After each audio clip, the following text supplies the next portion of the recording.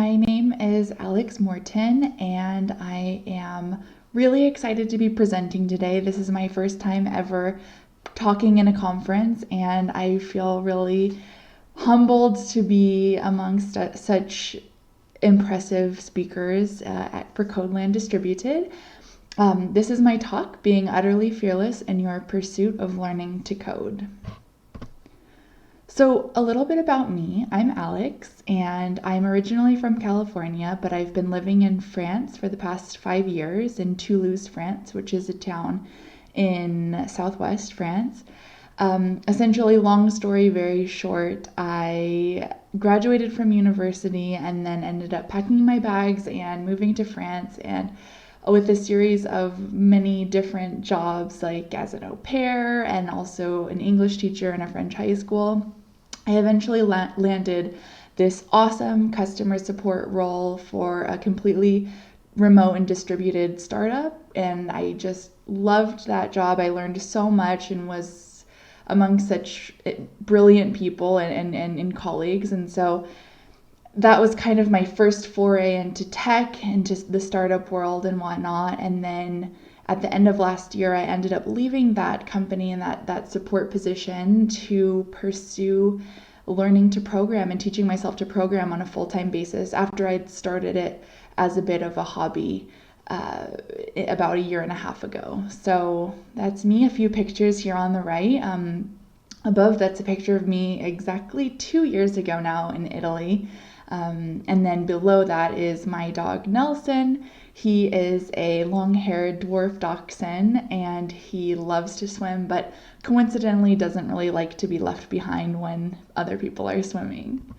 So let's jump into it. My top 5 nuggets of wisdom for being utterly fearless when learning to code.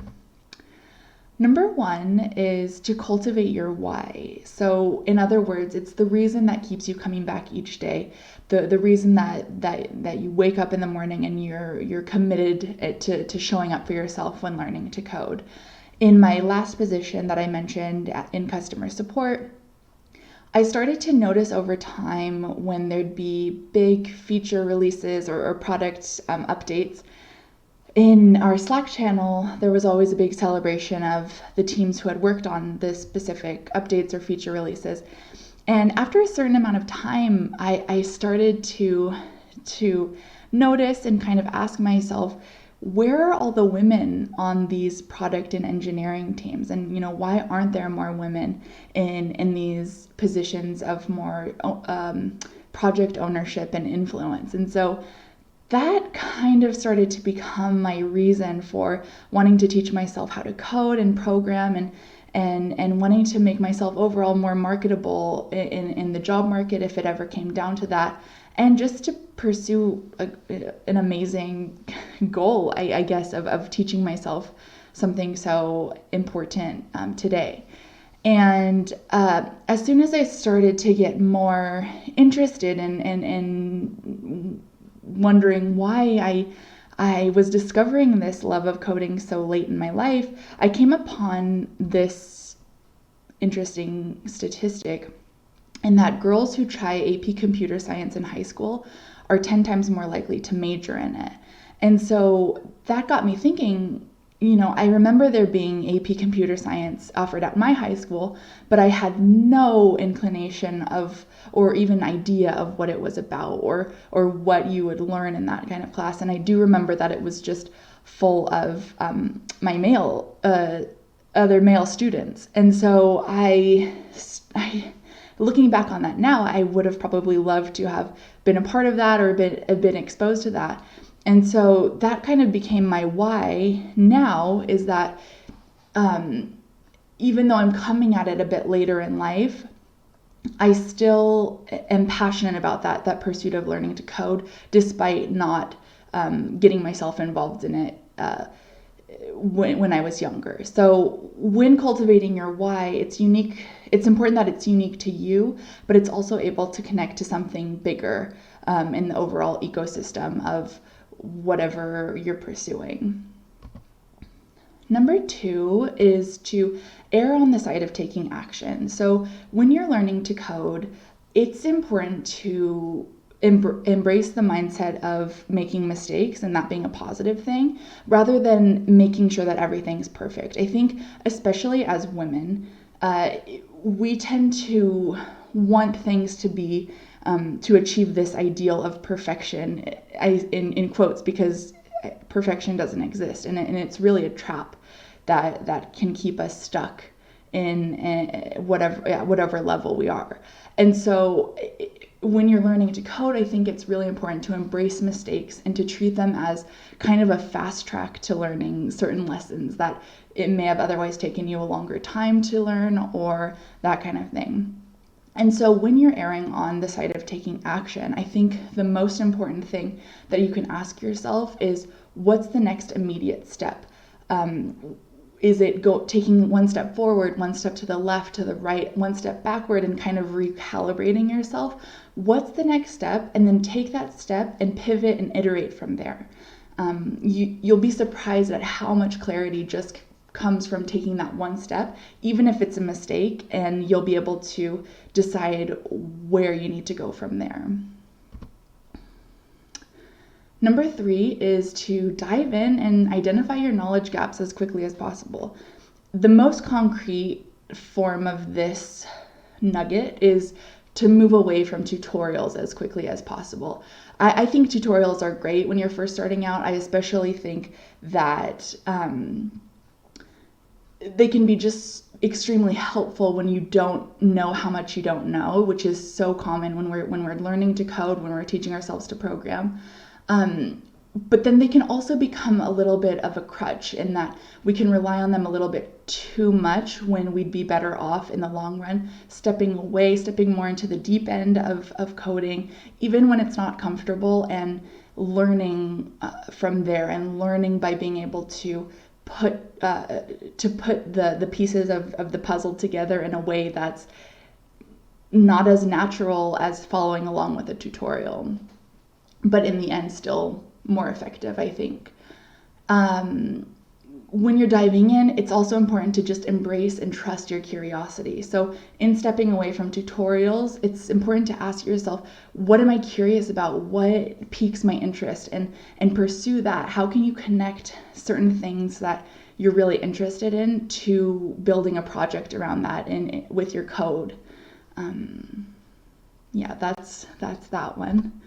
Number 4 is one of my favorites. It's being the creative director of your own life. And I think I've used this idea a lot in my own life, in the pursuits I've kind of experienced, and just living abroad as an American in France and whatnot. And so to be the creative director of your own life, it's important to change your mindset from one of being a little bit intimidated or afraid of the unknown, or of the ambiguity of a lot of things, and instead find power and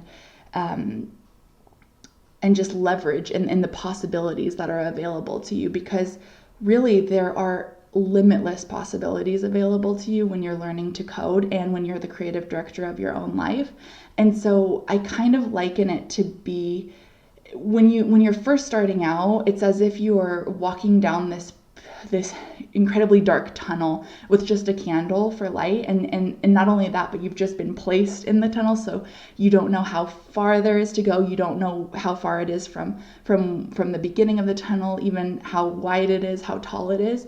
And so instead of being afraid of what's around you and staying stuck and not moving, it's so helpful to become curious and to find to discover and to create the opportunities around you for yourself, because it could be an amazing tunnel filled with amazing things, and you won't know that unless you kind of move forward, or you go forth and discover them.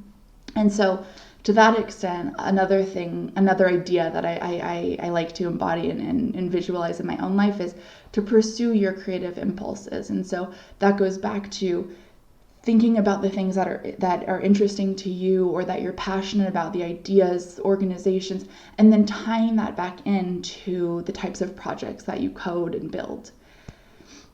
Moving on. And lastly, number 5 is to play the long game and just have fun with it.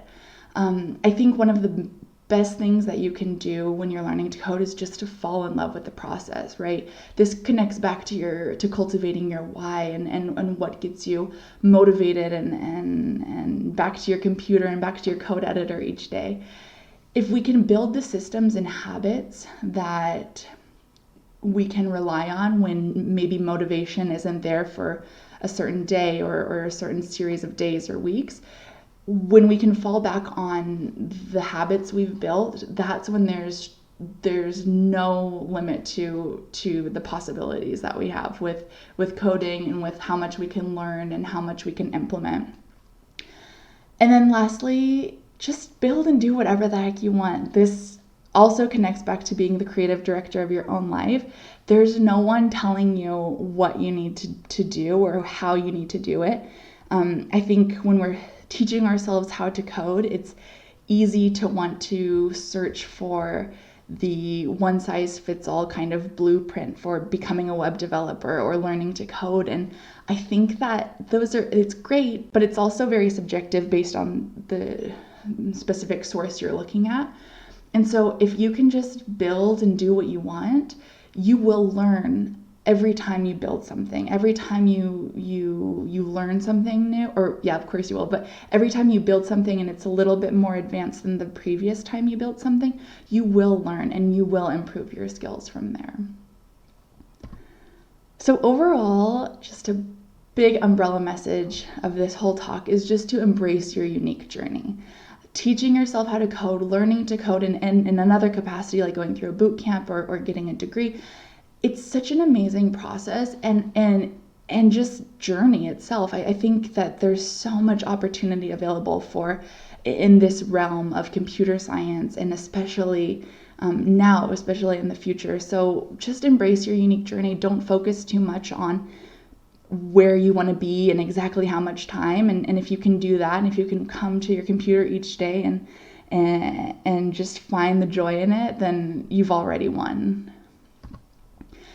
I just wanted to pop this in here. I recently started a podcast called Ladies Code Collective Podcast, and essentially it's for women or individuals identifying as women who are kind of going along the same path of learning to code in any capacity, again, teaching yourself, going through a boot camp, what have you. And it's a little bit around the intersection of coding and creativity. And so if you're interested, come sign up for our newsletter at www.ladiescodecollective.com and tune into the podcast. I'm really excited about this whole project, and yeah, reach out to me, and just wanted to put that out there for anyone interested. And so with that, my friends, I leave you with this. Stay cool, stay creative, and be utterly fearless in your pursuit of learning to code. Thank you.